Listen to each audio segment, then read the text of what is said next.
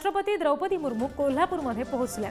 वारणा नगर इथल्या महिला सन्मान मेळाव्यासाठी त्या उपस्थित राहणार आहेत आणि राष्ट्रपती द्रौपदी मुर्मू या अंबाबाईचं दर्शन सुद्धा घेणार आहेत। राष्ट्रपती द्रौपदी मुर्मू यांचं कोल्हापूरमध्ये आगमन झालेलं आहे। कोल्हापूर विमानतळावर त्यांचं हे आगमन झालं।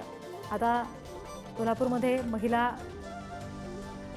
मेळावा एक आयोजित केलेला आहे, त्याच्यासाठी त्या उपस्थित राहणार आहेत आणि त्यानंतर अंबाबाई देवीच्या दर्शनासाठी सुद्धा द्रौपदी मुर्मू जाणार आहेत। आणखी अपडेट्स घेणार आहोत प्रतिनिधी शेखर पाटील यांच्याकडून। शेखर, सध्या राष्ट्रपती नेमका कुठे आहेत आणि पुढचा दौरा दिवसभराचा कसा असणार आहे?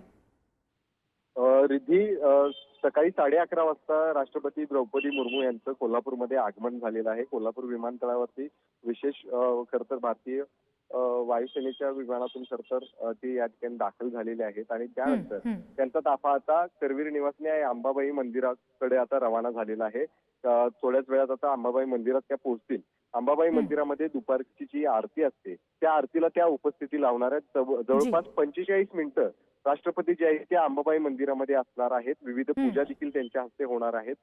शिवाय 45 मिनिटं राष्ट्रपती जे आहेत ते या मंदिरामध्ये असणार आहेत। मंदिराचं महात्म्य देखील त्या जाणून घेणार आहेत, मंदिराचे वैशिष्ट्य देखील या ठिकाणी जाणून घेणार आहेत आणि त्यानंतर अंबाबाई दर्शन घेतल्यानंतर काही वेळ कोल्हापूरमध्ये विश्रांती घेऊन त्यानंतर वारणानगरमध्ये असलेल्या महिला मेळाव्याच्या कार्यक्रमाला त्या उपस्थिती लावणार आहेत। त्यामुळे नक्कीच काही वेळानंतर ते आता अंबाबाईचं दर्शन घेतील आणि त्यानंतर त्या वारणानगरकडे रवाना होतील।